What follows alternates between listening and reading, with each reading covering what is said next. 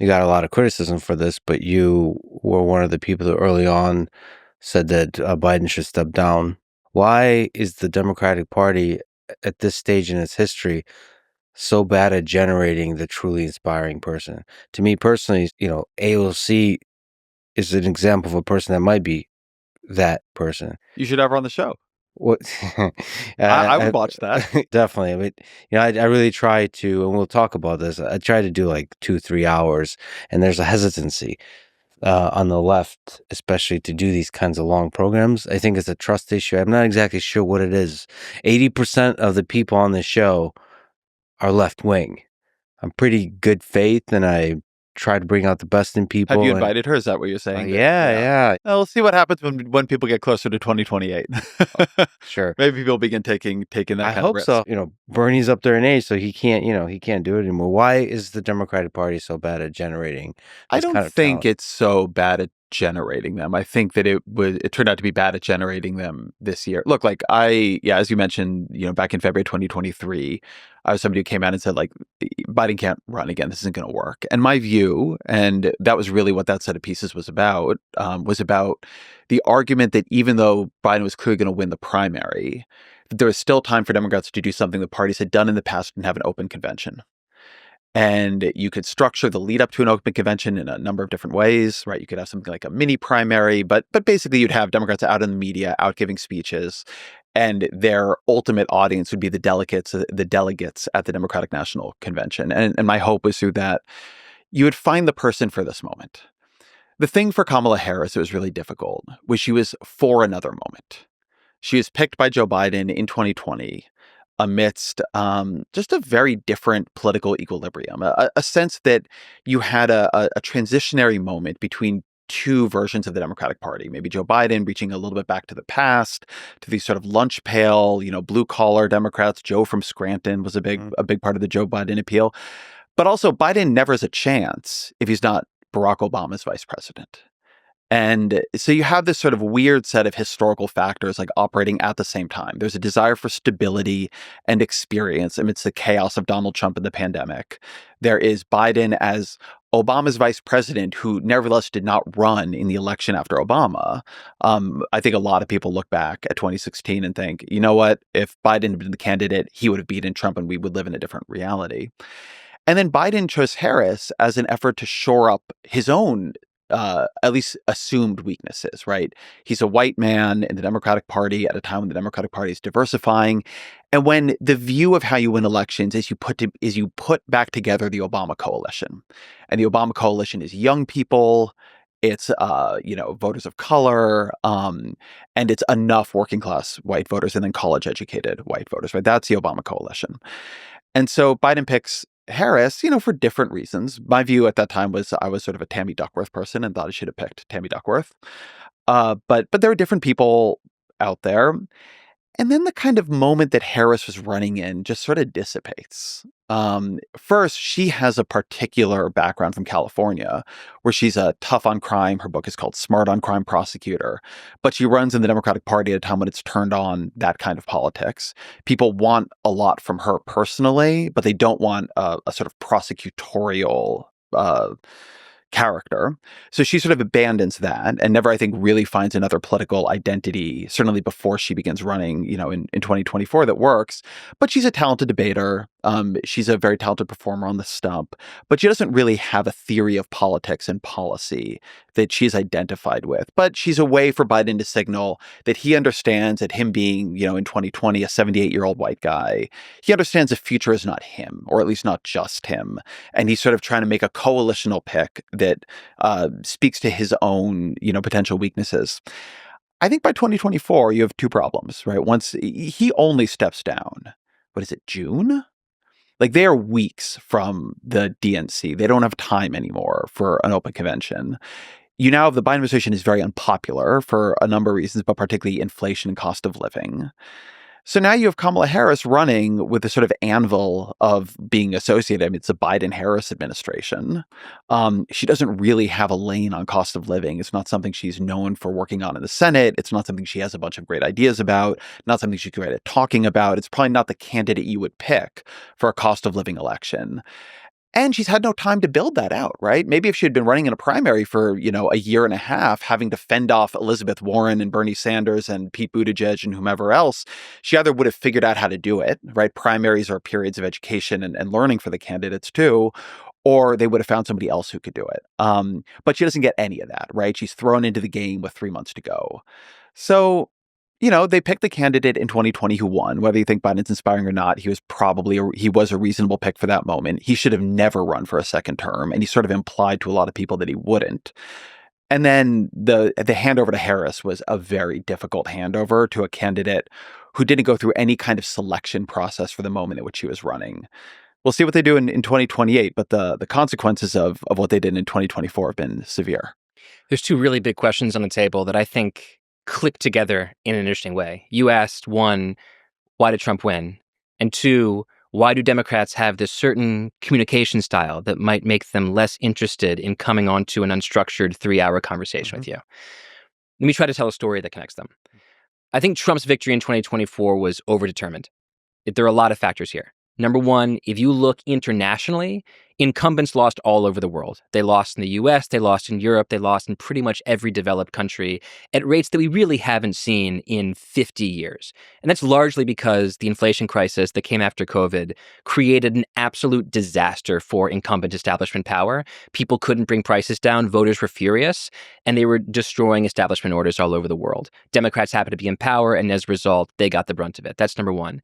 Number two, if you look at elections over the 21st century, two things are true. One, almost every election is unbelievably close. For reasons that I'm not sure I entirely understand, the parties have gotten really good, historically, bizarrely good, at getting each group to come to the polls with about 48%, such that every election is a battle over the next 1.5%. And in a world like that, little thermostatic swings are very important. And what we've seen over the last few years, and there's this theory about thermostatic public opinion in American politics that says that what often happens in politics is one party has a very compelling message of change, they become the establishment, and then they become the victims of exactly the weapon that they marshaled. That then the next outgroup party says, we have a theory of change and we're going to throw out the bums. And the next party comes in and they overreach and then they lose. In a world where you have thermostatic change and every election is very close, you tend to have elections swinging back and forth. So I think that also explains why Democrats and Republicans have struggled to hold on to power for 6-year, 8-year, 12-year terms the same way they did, say, in the 1930s or 1960s. But finally, you have to look at what kind of character Donald Trump is and what kind of a media figure he is. We were just talking off camera about how every age of communications technology revolution clicks into focus a new skill that is suddenly in critical demand for the electorate. Right? The world of radio technology is a world in which Franklin Delano Roosevelt can be powerful in a way that he can't be in the 1890s. And then you have the 1950s. Dwight Eisenhower, 1956, I believe, is the first televised national convention. Famously, the 1960 presidential debates between JFK and Richard Nixon take an election that is leaning toward Nixon and make it an election that's leaning toward JFK because he's so damn handsome and also just electrically compelling on a screen. We have a new screened technology right now, which is not just television on steroids. It's a different species entirely. And it seems to provide value for individuals, influencers, and even celebrities and politicians who are good at something like live wire authenticity. They're good at performing authenticity, as paradoxical as that sounds. Trump is an absolute marvel at performing authenticity, even when the audience somehow acknowledges that he might be bullshitting. He's just an amazing performer for this age. And it speaks to the fact that he seems to be, to borrow Ezra's term, remarkably disinhibited in front of every single audience.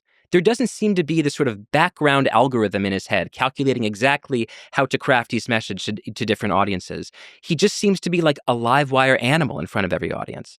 And I think that compares very distinctly to the democratic character of bureaucratic caution in our age.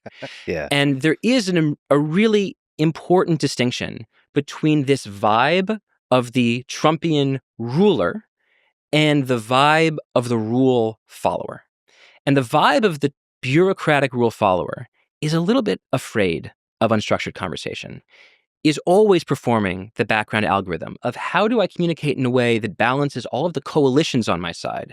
Because if you look at the Democratic Party right now to compare to the Republican Party, I mean, in 2015, I think there were 4 political parties in America.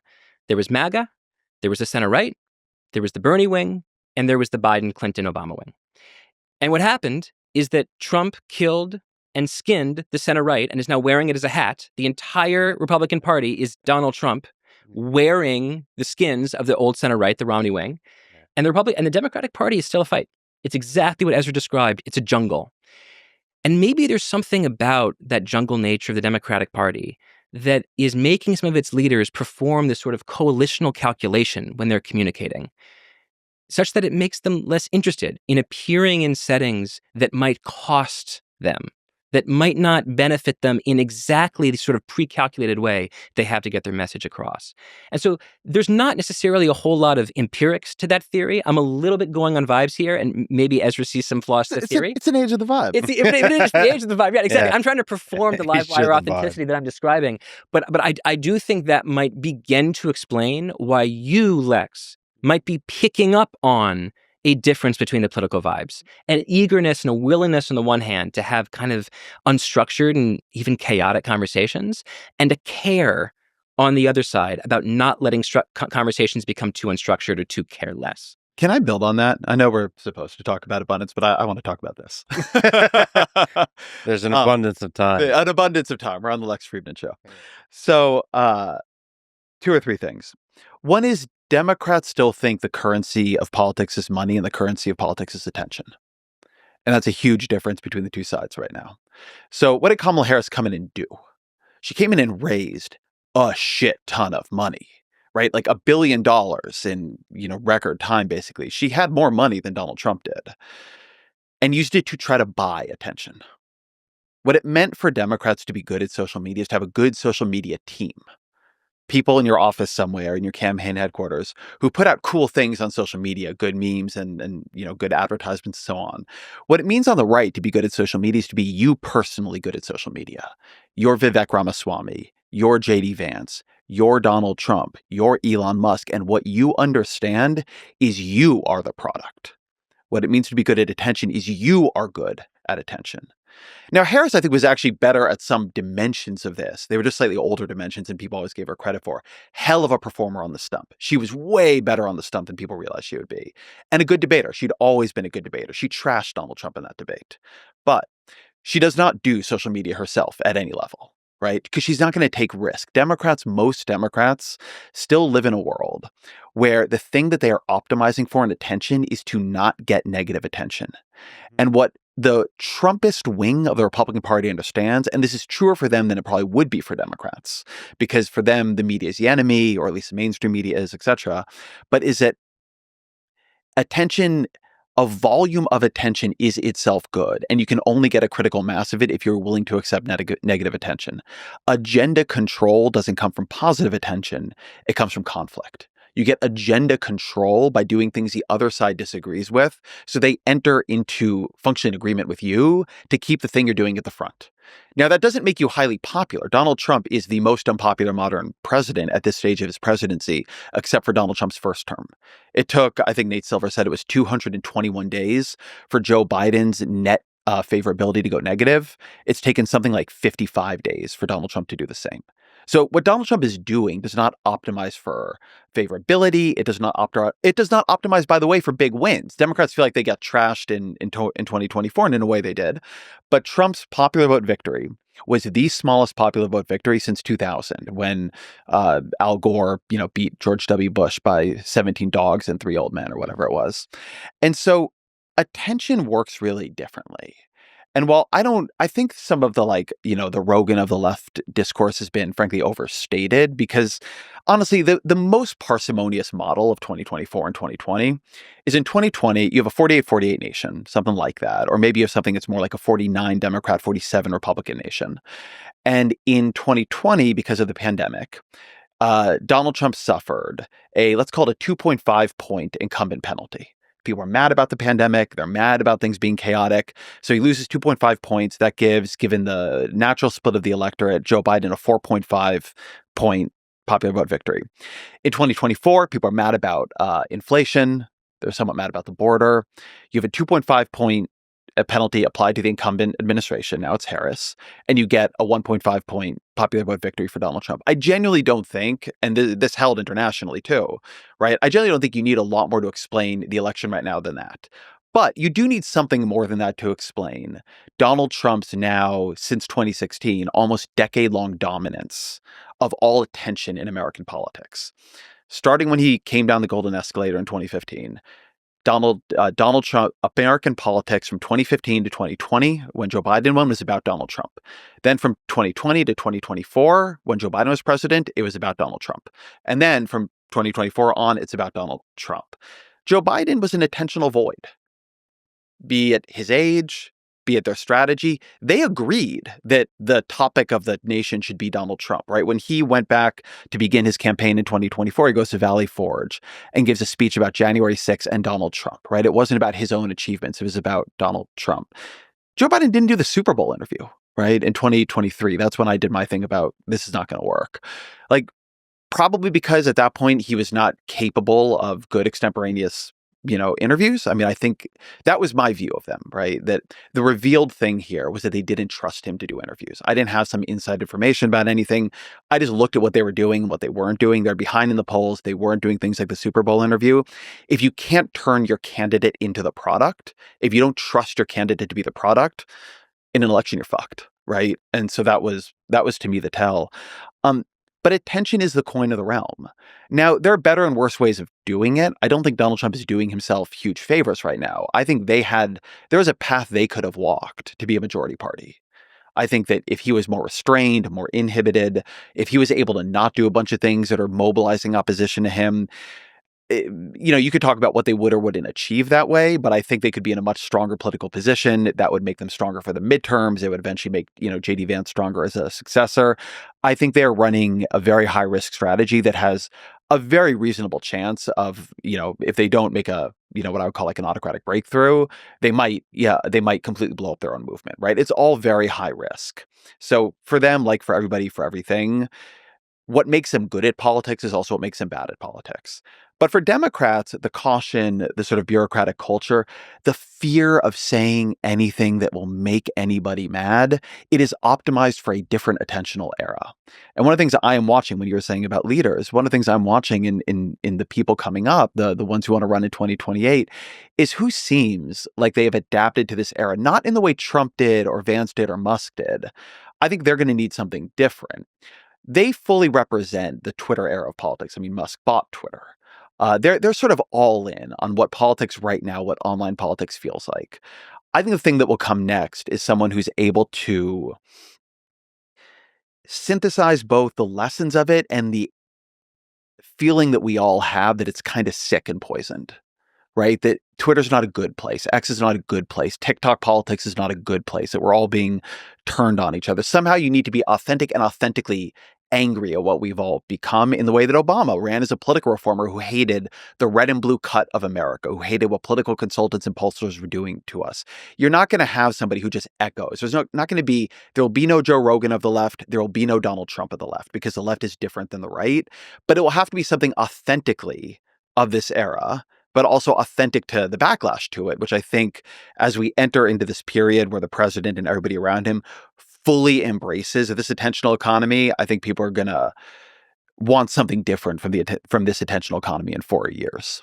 And be okay with the negative attention that comes with being authentic. You're going to have some of it, right? You cannot change American politics. You can't change the Democratic Party if you're not willing to upset people. Donald Trump reformed the Republican Party by being able to fight Republicans. He ran against George W. Bush, against Jeb Bush, against Mitt Romney, against the trade deals, against a bunch of things that were understood to be sacred cows. Somehow this guy ran, like right after Mitt Romney and John McCain, while attacking Mitt Romney and John McCain. Right? If you are not, like, the Democratic Party does need to change. It needs to attain a different form because the Obama coalition is exhausted. It's done. It's not going to be able to do that if it doesn't have standard bearers who are willing to say, we were wrong about some things. we have to change our views on some things. We have to act differently and speak differently.